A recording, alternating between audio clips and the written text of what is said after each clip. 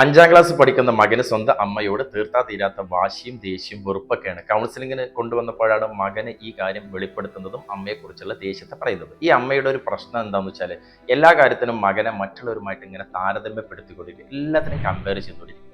പരീക്ഷ പേപ്പർ കിട്ടിയാൽ ആദ്യം അമ്മ ചെയ്യാറുള്ളത് ആ പേപ്പർ ഇങ്ങനെ നിവർത്തി നോക്കിയിട്ട് അവരുടെ കൂട്ടുകാരൻ്റെ മാർക്ക് എത്രയെന്ന് ആദ്യം ചോദിക്കുക. ഈ കുട്ടി വാങ്ങിയിട്ടുള്ള ചെറിയ മാർക്കാണെങ്കിലും അതിനെ വില കുറച്ച് കാണുന്നു എന്നുള്ളതാണ് അത്തരം പ്രവർത്തികളിലൂടെ പല മാതാപിതാക്കളും ഇത്തരം പ്രവർത്തികൾ ചെയ്യാറുണ്ട്. ഈ കുട്ടിയെ പഠിപ്പിക്കാനിരിക്കുമ്പോൾ അമ്മയ്ക്ക് ദേഷ്യം വരും. ഈ ദേഷ്യവും വാശിയും വിരോധവും ഒക്കെ ഈ കുട്ടിയുടെ ഉള്ളിൽ പേടിയായിട്ട് ഇങ്ങനെ നിറയാണ്. അങ്ങനെ അമ്മയോടുള്ള ഒരു വെറുപ്പിനും വിദ്വേഷത്തിനും ഇത് കാരണമായി തുടങ്ങി. പൊതുവെ ഇത്തരം ആളുകൾക്ക് സെൽഫ് കോൺഫിഡൻസ്, സെൽഫ് എസ്റ്റീം ഇതൊക്കെ നഷ്ടപ്പെടാൻ കാരണമാകാറുണ്ട്. നമ്മുടെ മക്കളുടെ അക്കാഡമിക്കൽ സ്കില്ലിൻ്റെ അപ്പുറത്തേക്ക് അവരുടെ കഴിവുകളെ നമ്മൾ വളർത്തിയെടുക്കാൻ ശ്രമിക്കണം. അവർക്കുള്ളിലുള്ള കഴിവുകളെ കണ്ടെത്തി അതിലൂടെ അവരെ ഡ്രൈവ് ചെയ്ത് അതിനൊപ്പം നമ്മൾ പഠനത്തെയും വെച്ചു കൊടുത്താൽ പഠനത്തെ അവർ ഇഷ്ടപ്പെടും. അങ്ങനെ ഇഷ്ടപ്പെടുന്നതിന് വേണ്ടി അവർ കഷ്ടപ്പെടാൻ തയ്യാറാവും.